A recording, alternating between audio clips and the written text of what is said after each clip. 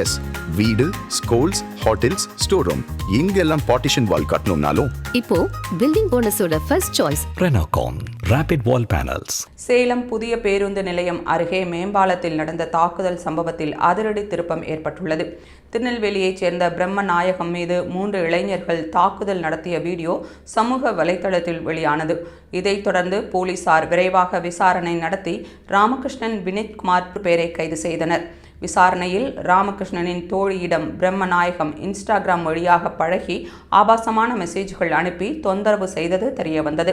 இதனால் ஆத்திரமடைந்த ராமகிருஷ்ணன் பழிவாங்கும் நோக்கில் பெண் பெயரில் போலி இன்ஸ்டா கணக்கை திறந்து பிரம்மநாயகத்தை ஆசை வார்த்தைகளால் சேலத்திற்கு வரவழைத்தார். பின்னர் ஆள் நடமாட்டம் குறைவான மேம்பாலத்தின் மீது வரச்சொல்லி நண்பர்கள் இருவருடன் சேர்ந்து தாக்கி அவரிடம் இருந்த செல்போனை பறித்து தப்பியுள்ளனர். இந்த சம்பவம் குறித்து பிரம்மநாயகம் பள்ளப்பட்டி காவல் நிலையத்தில் புகார் அளித்திருந்தார்.